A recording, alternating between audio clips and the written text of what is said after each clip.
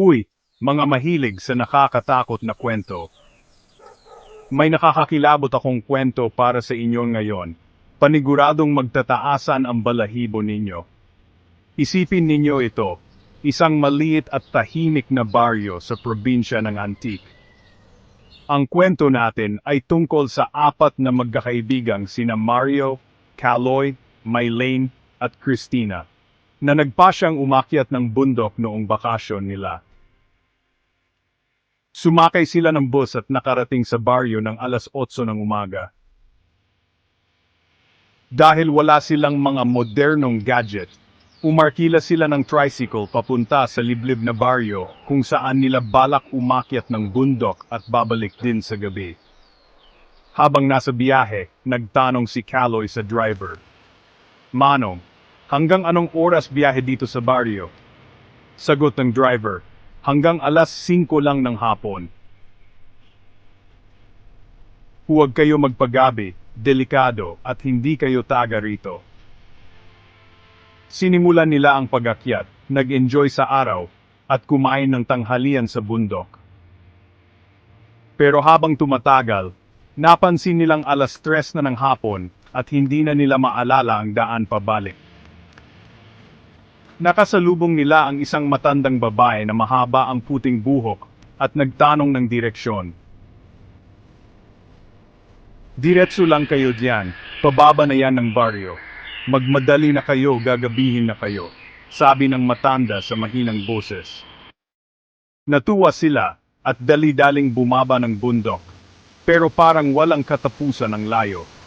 Pagdating nila sa sakayan ng tricycle, halos alas 6 na ng gabi. "Wala na siguro tayong masakyan ngayon," nanginginig na sabi ni Mario.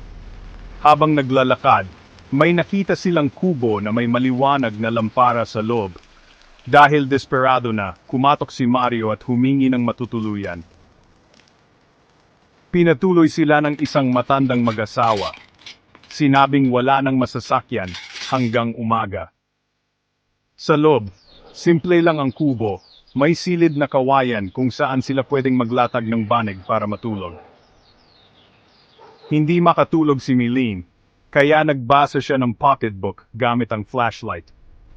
Bandang hating gabi, sinilip siya ng matandang babae, mukhang nainis na hindi pa siya natutulog.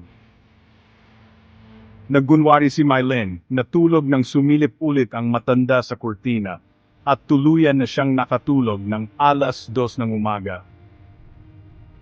Nagising si Mylene sa bulungan sa labas. Sumilip siya sa butas ng kubo at nakita ang mga taga-babaryo na may pinaplanong masama.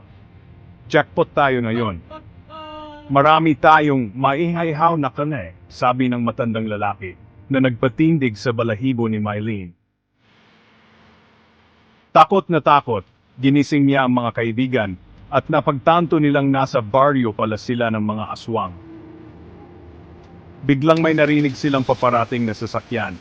Sumigaw sila ng tulong, at huminto ang isang jeep na nagde-deliver ng gulay.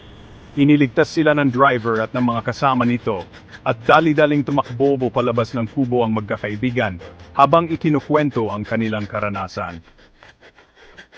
Pero paglingon nila, wala na ang kubo. Nawala ang matandang mag-asawa.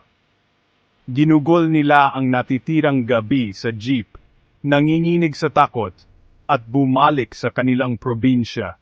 Dala ang bangungot ng kanilang karanasan. Kung nagustuhan ninyo ang nakakatakot na kwentong ito, huwag kalimutang mag-like at mag-subscribe para sa mas marami pang kwentong katatakutan. Hanggang sa muli, ingat kayo, at mahimbing na pagtulog.